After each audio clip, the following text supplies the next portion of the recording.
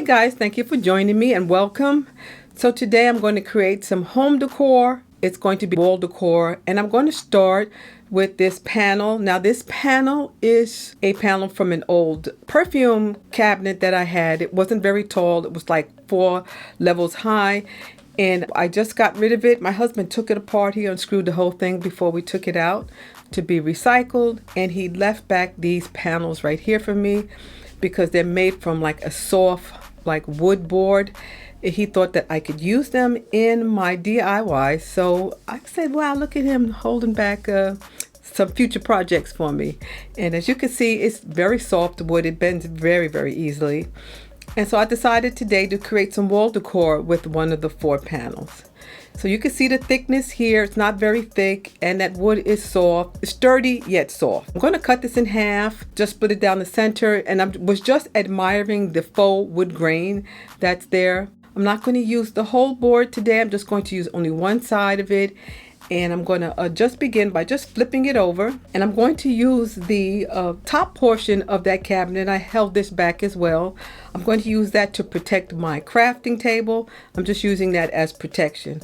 So I'm going to put the shelf board on top of this right here. This is just the outer portion, the top part of the cabinet. This is very strong and sturdy. It's very thick, so I don't believe I'll be cutting this ever to create anything, because this is not that kind of channel, guys. You know, I don't use saws and drills, and I don't use miter saws or anything like that. But I wanted to show you how thick this is one of the reasons why I'm telling you. I probably won't ever use this in crafting, but I will use it for something, maybe even as a riser in the future. We'll see. I've already kind of eyeballed the center right here, and so what I'm going to do is just continue drawing a line with my ruler just to connect those lines.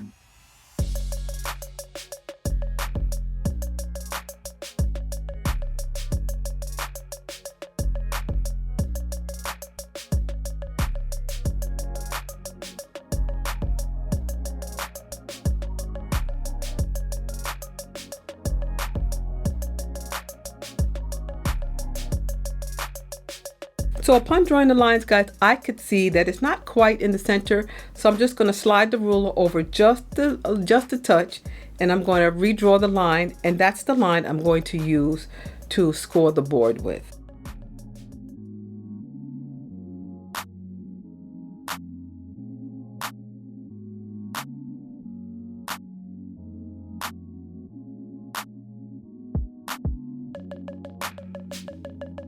So I'm going to use this craft cutter, which is very strong and sturdy, and I'm going to score the top layer of the board because the wood pulp is soft. So that should be enough. And I'm going to score that straight down the center, and then I'm going to just fold it and break it into 2 pieces.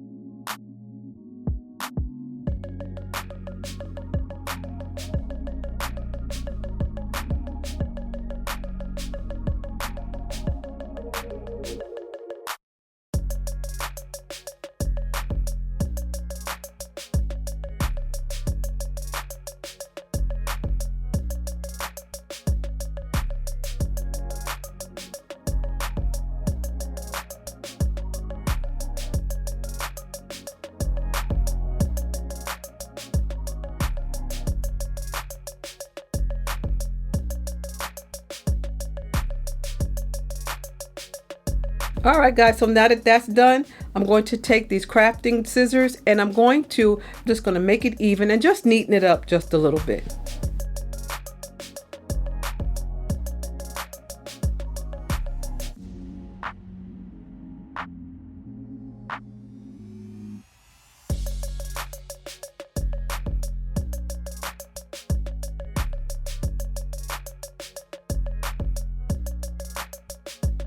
So what I intend to do now is to paint the boards I'm going to use two colors of silver today. One is to just start the paint job and the other one is going to be the finished paint. So before I do that, I know I have to take the shine away from the board. So what I'm going to do is use an old nail buffer, and I'm just going to buff that shine away. Maybe even buff some of the color away, because the paint will not stick as long as there's a glossy finish to the board.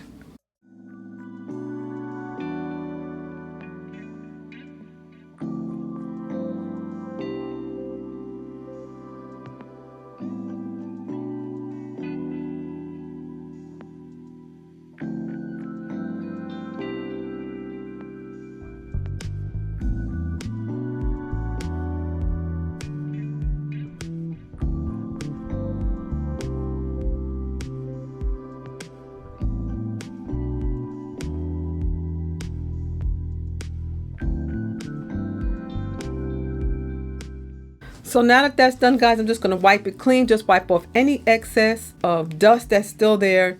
And now I'm going to start with the first layer of paint.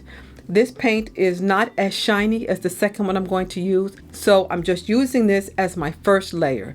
I'm going to paint the entire board, and then I'm going to set it aside. I'm going to let it dry for about an hour, maybe a half an hour to an hour, and then I'm going to come back and paint it again with the other bottle of silver paint.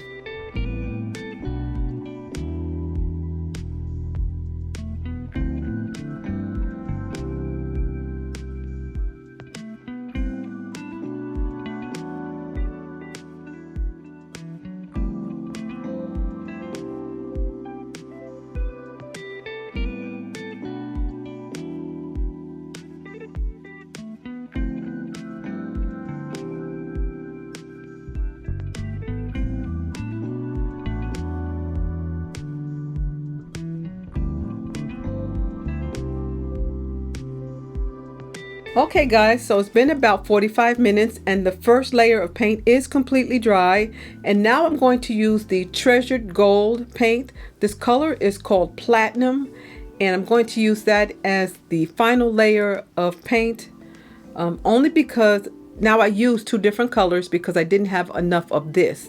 So what I wanted to do was allow this to be the finished layered look. So I'm going to just pour it right on there. It's not a lot in the bottle, and what I'm going to do is just paint over this, and then I'm going to allow it to dry for about 2 hours.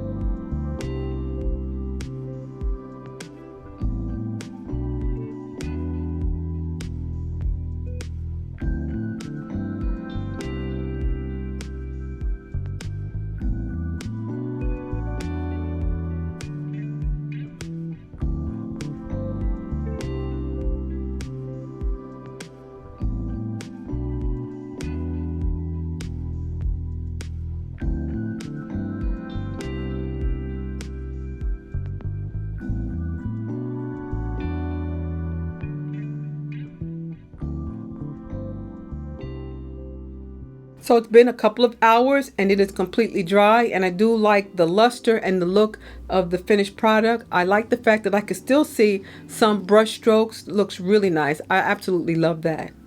So as you can see, the top edge of the board looks a little jaggedy. I'm going to cover that with just some bling that I had on hand, and this is all I have left. I purchased this from Walmart about 4 years ago, so I'm just going to cut them down into single row strips, and then I'm going to apply them to the outer perimeter of the board.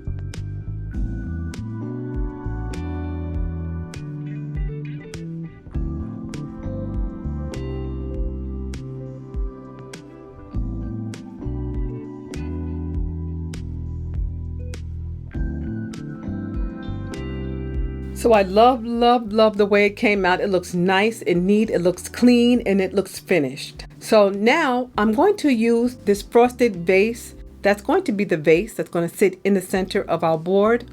This is the light I'm going to be using to illuminate the inside. The tap light is a pressure sensitive tap light. If you hold it down, press it and hold it down, the light will diminish a little bit. And if you press it the center again and hold it, the light will get brighter again. This is a battery operated tap light and it does not have a remote control. So what I'm going to do now with the vase is use a little bit of the decoration that was left from the board, and I'm going to apply it to the upper edge of the vase, and I'm going to use a little bit down the front of the vase.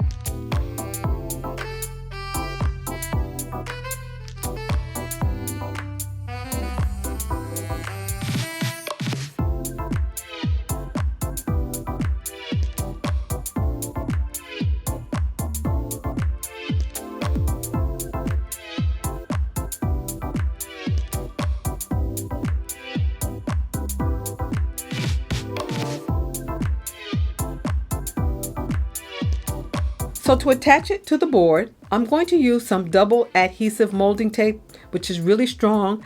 The tape, it can adhere and can hold several pounds of objects to a wall. So I know it's going to hold up this glass. Press it into place, making sure that the tape is making contact with the glass.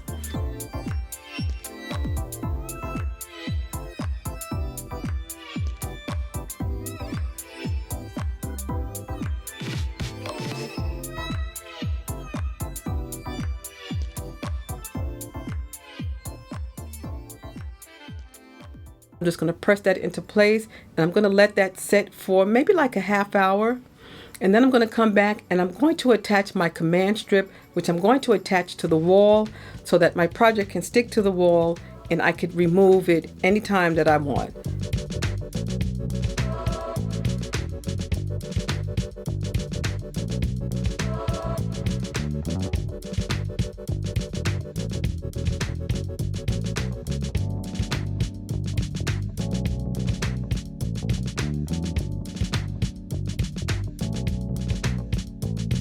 So the command strip that I'm going to be using can hold the weight up to 16 pounds. That's the weight size I always buy, even though I don't have anything hanging in my home that weighs that much.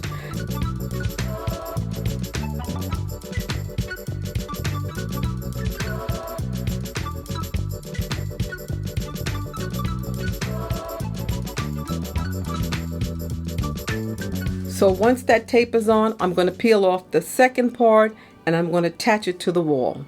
I love the way it came out.